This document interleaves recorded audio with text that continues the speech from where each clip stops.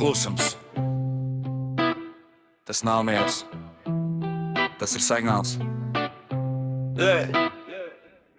Tu saki sarunu, bet taisno tā cīņu. Katrs mans teikums tev kā pierāda man rītā. Es ienāku mierā, tu ieliec man vainu, un pēkšņi par mīlestību runā kā par kara laiku. Tu negribi skaidrību, tu gribi es uzvaru. Tu sagriez manus vārdus, it kā tie būtu darbi. Es neskrienu pēc taisnības, es skrienu pēc mums, bet tu gribi kontroli, nevis kopīgi uz priekšu. Un kad cilvēku nedzird, viņš pārstāj runāt, pārstāj labot, pārstāj turēt.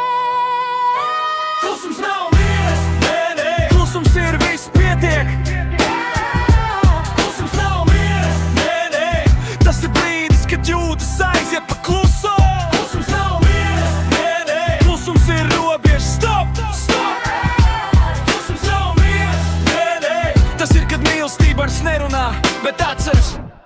Daži spītību sauc par spēku, ok, labs joks, bet spēks ir klausīties, nevis uzspiest savu. Tu gribi pacietību, bet dod gandrīz nulli, tā kā mīli mani, bet bez cieņas un siltumu. Tu gribi vadību tikai tad, kad tev ir labs garīgais, bet attiecības nav mūd. Tas ir kopīgs režīms, ja katrs strīds ir rings, tad kā lai tur būvē? Ja katrs mans es jūtu, tev skan kā es uzbruku.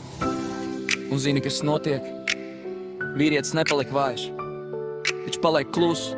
Un klusu nozīmē es vairs negribu mirt pa druskai.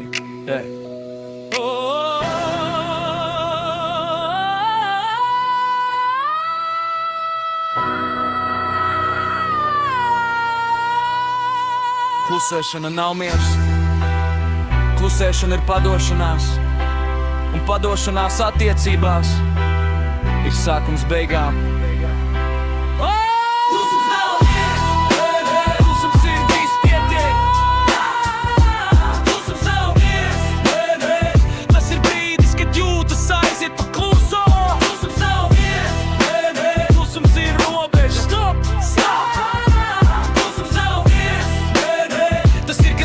Vairs nerunā, bet atceras.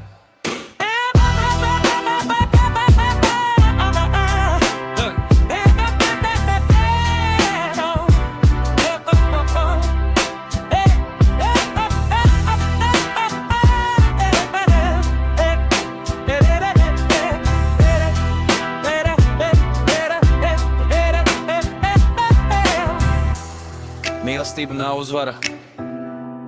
Mīlestība ir mēs. Un kur nav mēs, tur paliek klusums.